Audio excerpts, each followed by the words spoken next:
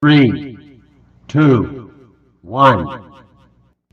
Kumusta mga kaibigan ng kalikasan?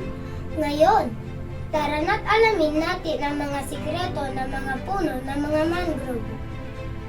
Manatili at tuklasin kung bakit sila napakahalaga sa ating ekosistema at paano tayo makakatulong sa kanilang pangangalaga.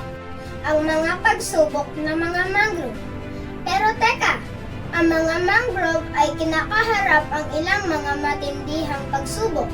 Pollution, deforestation ay nagdudulot ng pinsala. Panahon na para maging tagapagtanggol nila.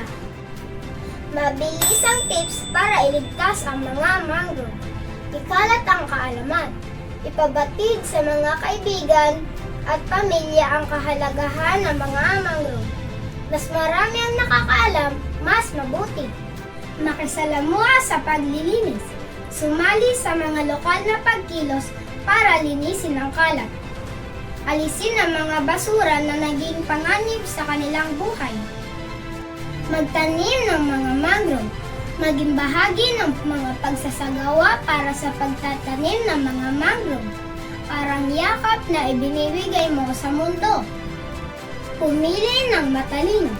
Kapag nag-e-enjoy sa mga coastal activities, piliin ang mga eco-friendly na option.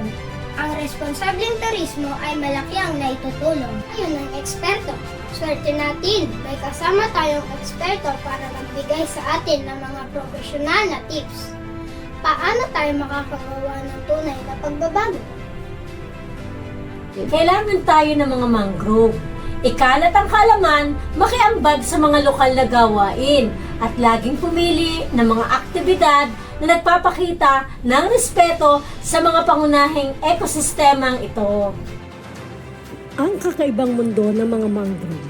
Ang mga mangrove ay di mabilang na bayani ng ating mga baybayin. Nagbibigay proteksyon sa atin laban sa bagyo at nagbibigay ng ligtas na pugad sa buhay dagat. Tara na't siguraduhin mabuhay sila ng masagana. Salamat sa pagiging bahagi ng aming misyon na iligtas ang mga mangrove. Ang inyong suporta ay nagbibigay ng malaking kaibahan. Patuloy sa pagiging tagangat ng gandang buhay.